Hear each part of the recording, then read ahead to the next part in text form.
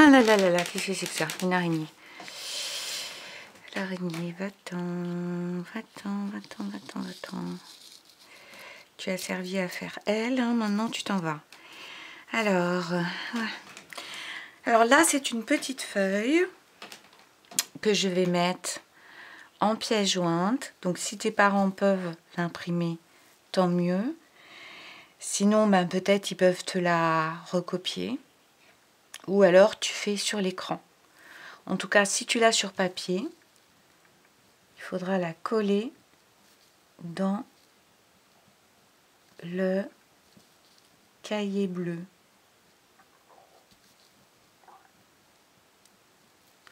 Voilà. Alors, on va retravailler sur les pronoms il et elle. Je vais prendre un joli stylo. On a des phrases qui commencent toutes par elle.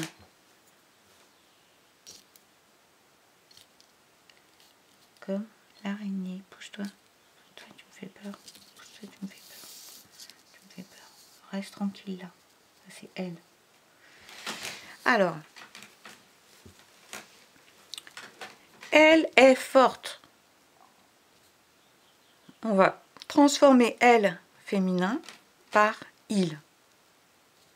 Bon, plutôt qu'une araignée, j'aimerais bien avoir un petit garçon et une petite fille. On va prendre une championne de natation et un champion de je sais pas quoi. Donc elle est forte, il est fort. Il y a deux choses qui se sont transformées. Comme c'était une fille, on a mis elle. Comme c'est un garçon, on a écrit il. Comme c'est une fille, on dit forte. Et comme c'est un garçon, on dit fort. On met rien au bout. Alors, imaginons que notre sportive, championne de natation, elle est bavarde. Donc, elle est non, elle est plate ici. J'ai sauté une ligne. Elle est plate.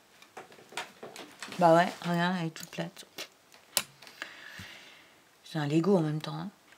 Alors, le garçon, lui, on va dire il.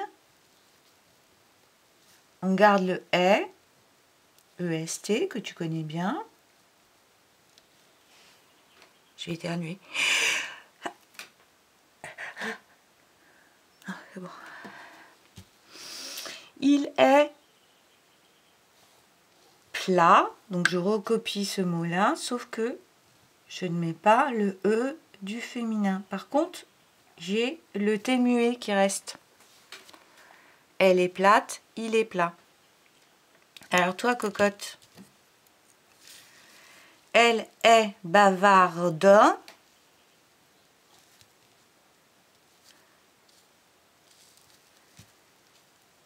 Il, alors je suis d'accord, là, il n'y a pas beaucoup de place. Est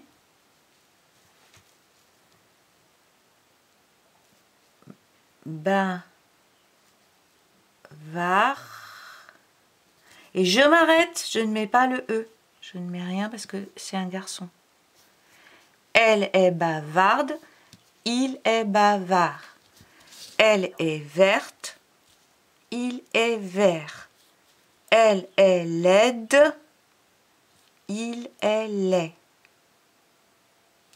Alors, elle est verte, ça y est 2 fois, je ne sais pas pourquoi.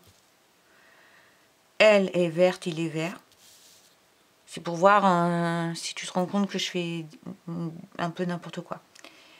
Elle est cuite, il est cuit.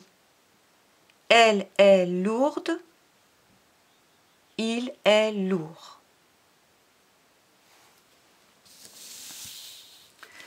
Alors ici, un travail sur les lettres muettes, T et D. Il y a des mots qui se terminent par une lettre muette, donc on n'entend pas. Et comme on l'entend pas, ben, il faut la connaître par cœur. Alors par exemple, chat. Est-ce qu'on doit mettre un T ou un D muet? On met un T. Et on peut se dire une chatte. Alors, on n'entend pas toujours un mot qui te fait deviner la lettre muette. Hein. Un rat, une rate. Un canard, une canne. Mais il y a un verbe qui dit lancer plein de choses. On dit canarder. Un chocolat. Une, ça n'existe pas. Par contre, on dit du lait chocolaté.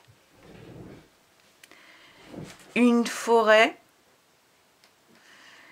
On dit un chemin forestier. Tard. On dit, quand on met du temps à arriver, tarder. Il est tardif. Un mot. Ah, je dis rien parce que on l'a appris par cœur. Un lézard, une lézarde, et quand on se fait bronzer au soleil et qu'on ne fait rien, on dit je lézarde, lézarder. Salut, tu sais l'écrire. Nuit, je pense que tu sais l'écrire, mais on peut dire une nuit et on peut dire aussi une nuitée. Ces indices-là te font trouver s'il faut ajouter un T ou un D muet. Troisième exercice. Tu observes, je suis, qui est dans les mots à apprendre cette semaine, je suis fort. Si c'est tu es, ES, attention, tu es fort. Il, EST, fort. Elle, EST, forte, E.